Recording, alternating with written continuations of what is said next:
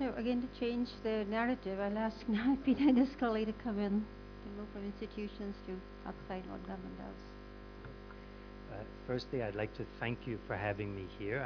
I'm more of an observer since I do not come out of academia. I'm a designer involved in textile design, products for fashion, something that will seem very frivolous after considering what goes into designing a nuclear power plant.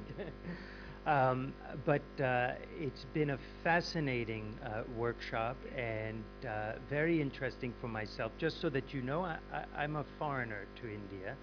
No, I do not. I've lived in Delhi for 7 years, and I've been traveling to India for 30 years. I've worked with handcrafted textiles, and I have a great love and a passion for the Indian culture. So in a way, my observing and my inputs, even just as a sort of a foreign observer, could be of interest.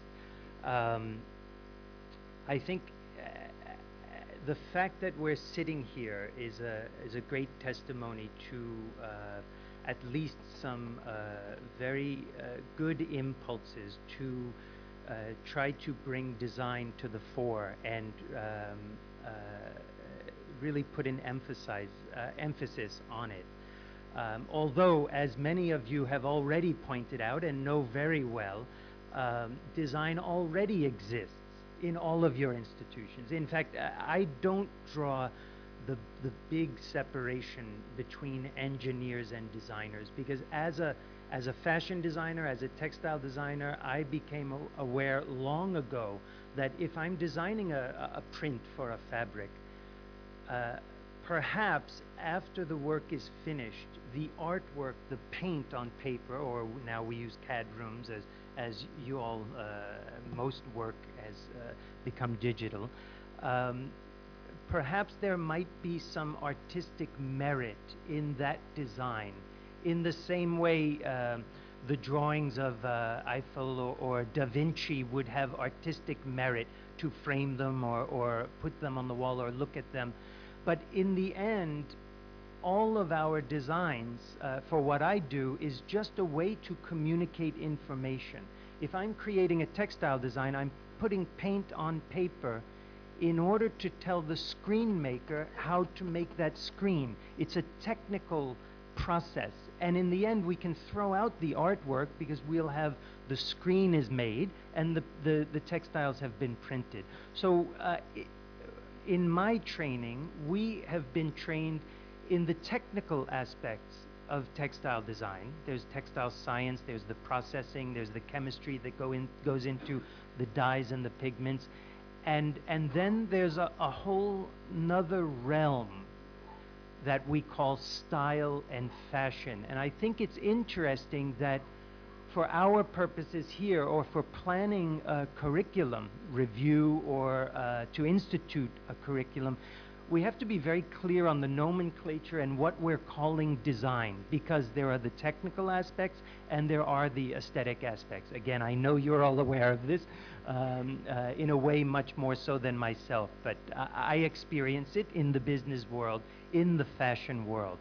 I think, and we were asked to use case studies.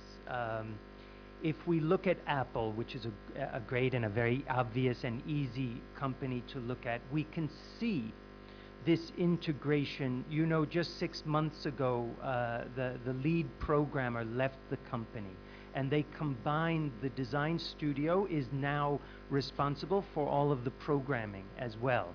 And the head of design is not a mathematician, is not a computer programmer, but he's now responsible for all of Apple's software, which is quite extraordinary. And I'll use that as an example, and I'll use myself as a case study as well, just because it might be informative as you think about your students. When I went to school to study textile design, as I briefly mentioned earlier, I was probably born to be a painter and a storyteller, but I had to go into a commercial endeavor to earn money to survive. So I ended up, because of a very good instructor, being led into textile design, and I found myself at a design school, a fashion school. And there I was taught the fundamentals, the technical fundamentals, and the aesthetics, or they tried to give me a foundation of aesthetics for designing textiles for fashion.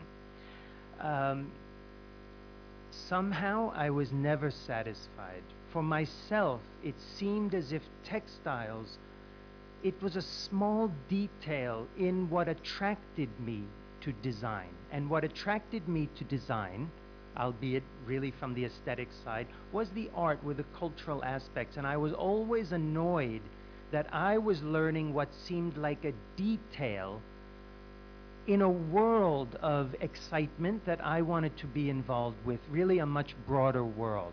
And I was always curious to learn more about where would these products end up, what would they get turned into, and then as an employee, I was always curious who the customers were, what the, what the costs were, and the technical processes. It was years spent in factories learning the technical aspects of textile design, which have made me a successful stylist or purveyor of aesthetics. So now I'm known and I'm very successful as a fashion designer, but I'm very, very mindful of all of the technical aspects that go into making me a successful fashion designer. And I say this simply to say that if you're training the country's product designers, engineers, let's look to Apple to see they have imparted, along with their magnificent technical engineering, a very high aesthetic sensibility.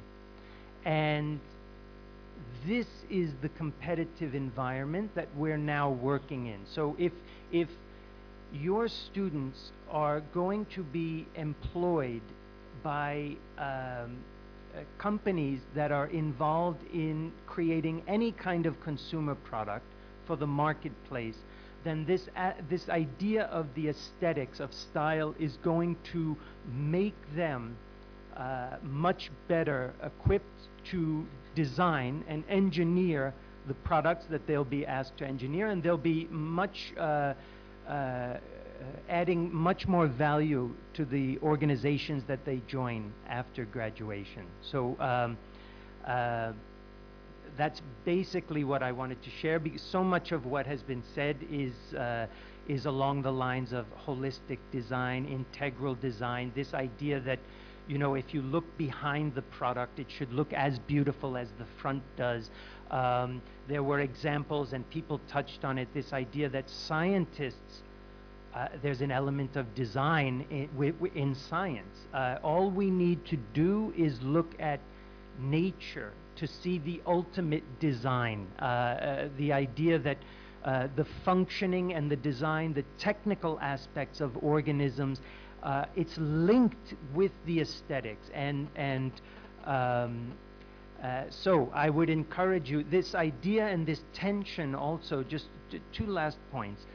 One is I've been a little bit amused during many conversations in India about the angst that I perceive amongst Indians about Indian design. And even Aman touched on it a little bit, this idea that there's concern that we're just mimicking from outside, we're adopting from outside. And while I understand the complicated dynamics that go into the current mindset and the frustration by those who are maybe more sophisticated or more enlightened or more exposed to the impulse of the Indian marketplace to desire things from outside more than from homegrown. And I say this as a director of a company that's making Indian-made textiles. I was confused once years ago when I saw a product and it had a label on it that said export quality. And for all of you, you know exactly what that means. For myself, coming from New York, I was confused. I didn't know what it meant because where I was coming from, there aren't two standards. For many, many years, as you know, and still it continues, there are two standards. One that is up to snuff, to be exported, to be accepted by, and it involves economics, and the other is for domestic consumption. And I think that there's a lot of frustration and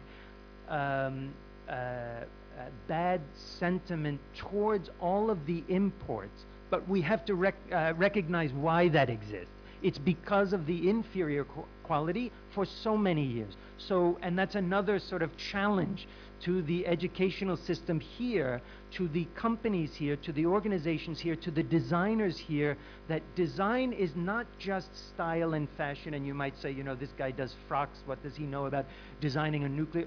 Design involves also the integrity of the product and the quality of the product. And as the critical mass of consumers can afford and demand a higher quality, there's an opportunity for Indian makers, because I'll tell you, and some of the protective instincts of the government to protect local industry, I understand it and I recognize it. There's an opportunity for Indian makers to make the highest quality, not just to export, but for now the growing demand internally. So export quality, maybe someday our children growing up in India won't understand what that means. I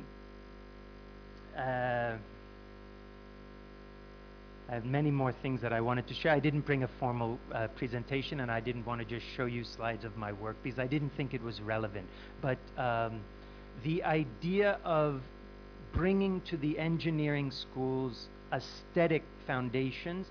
Yes, sorry, the last point was this angst that I perceive about Indian design and an Indian identity.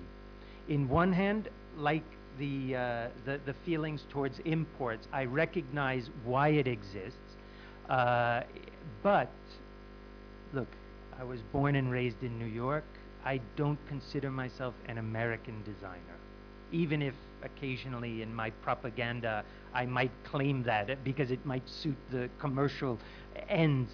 I'm a designer.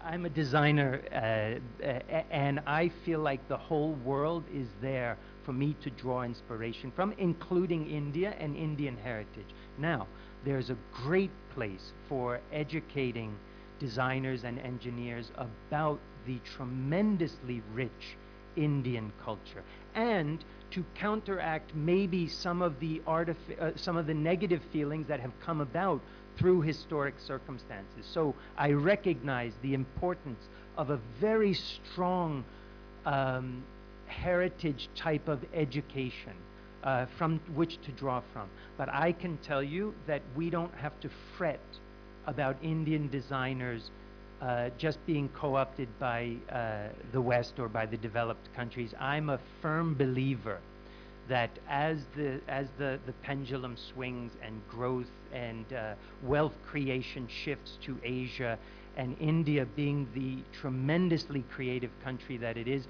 we don't have to worry, and institutes cannot define what Indian style will be. Individual Indian designers will do that. We're already seeing it happening, and it's a very exciting time for Indian design. So that's what I wanted to share.